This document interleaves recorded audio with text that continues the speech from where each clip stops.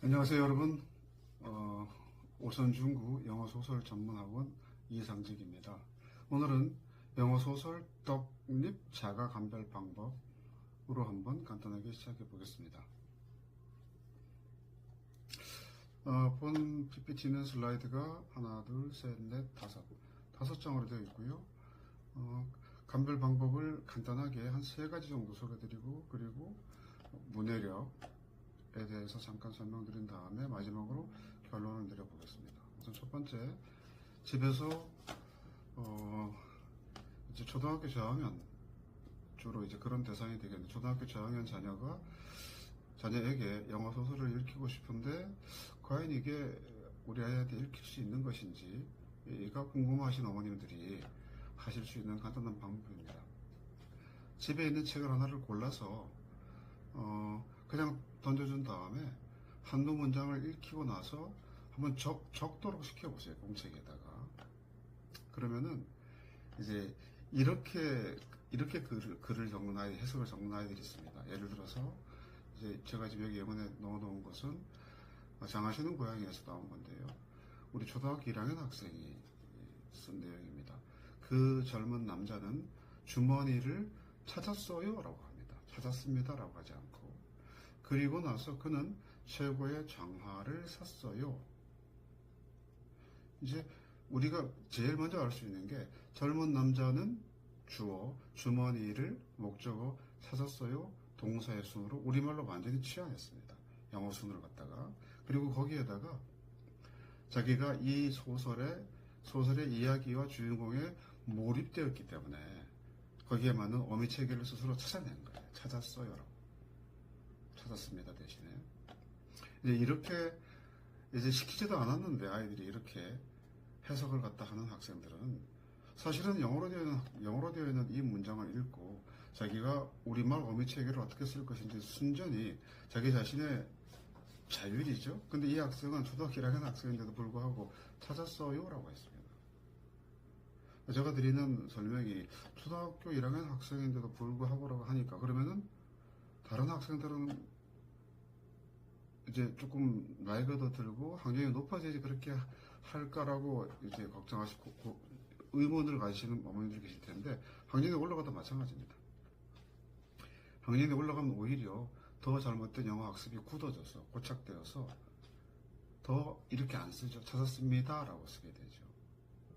그래서 이 학생은 초등학교 1학년 과정에서부터 벌써 이렇게 소설에 몰입하고 이제 그 동화되는 그런 영어 학습 체계를 가지고 있기 때문에 한 3학년, 4학년만 되면 고등학교 1학년, 2학년 정도의 영어책을 읽을 수 있는 수준이 되는 거예요. 이런 학생들은. 저희들 경험에 의하면. 그 다음에 이제 그 어미체계 외에 두 번째로 우리가 쉽게 감별할 수 있는 방법이 독해 순서입니다. 독해 순서. 예를 들어서 이제 영어로 된 원문은 피터가 puts the rope around the wolf's tail 이렇게 되어 있는데, 우리 학생들이 조금 전에 학생 같은 경우에는 이제 이걸 갖다가 우리말로 완전히 치환해서 우리말 순서대로 바꿨는데, 우리 초등학교 4학년 학생 한 명은 본문이 피터와 늑대라는 책에 나온 첫 번째 문장에서 이렇게 해석을 했어요. 피터, 이제 조사도 없습니다. 피터, 눈이 될 수도 있고 이가 될 수도 있는데, 피터 넣었습니다. 우리말 순서대로 하는 거죠. 밧줄, 그 다음에 근처로, 그러고 나서 마지막에 늑대의 꼬리. 원래 우리말로 치환하면 피터는 늑대의 꼬리가 와야 되는데, 이 학생은 늑대의 꼬리를 제일 뒤로 가져갔어요.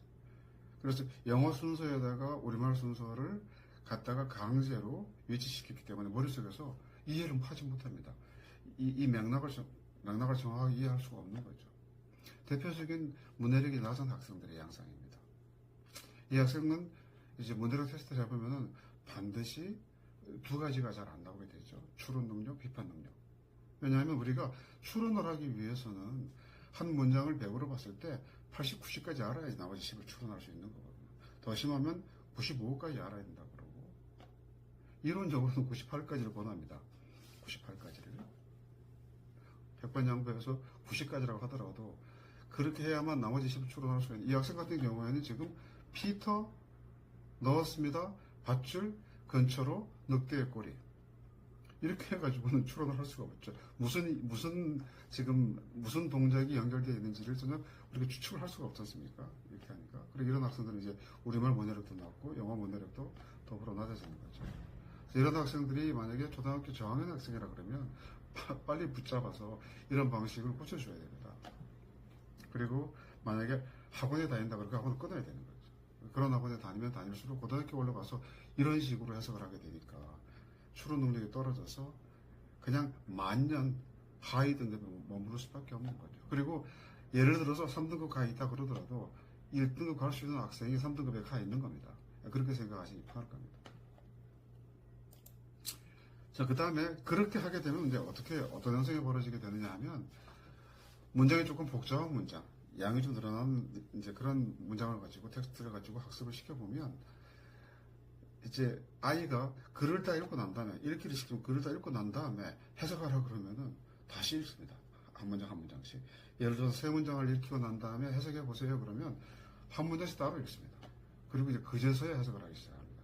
그러니까 머리 구조가 직독직해를 하는 구조이기 때문에 자기가 읽으면서도 또 머릿속으로 해석을 하면서도 그 해석이 연결되지 않습니다. 문장과 문장으로. 따로따로 해야 되는 거예요. 이중적이죠.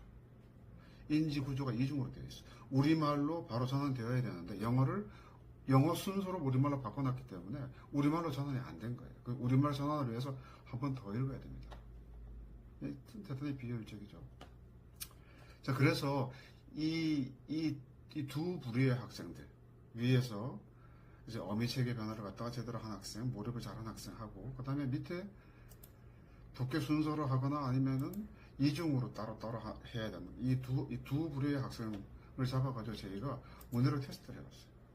위에 학생은 초등학교 1학년 학생이고 밑에 학생은 초등학교 4학년 학생인데, 초등학교 1학년 학생은 이제 역시 기대했던 대로 우리가 예상했던 대로 문해력이 1등급이 나왔습니다. 점수가 100점이에요. 단 한 문제도 안 놓쳤는데, 초등학교 4학년 학생은 100점 만점에 51점이 나왔어요. 그런데 재미있는 건 초등학교 1학년 학생은 100점이니까 어휘력, 사실적 이해, 비판, 추론, 감상 다 100점이 맞았는데 초등학교 4학년 학생은 조금 변화가 있습니다. 우선 어휘가 자기 합계 평균 51점보다 낮게 나왔어요. 어휘가.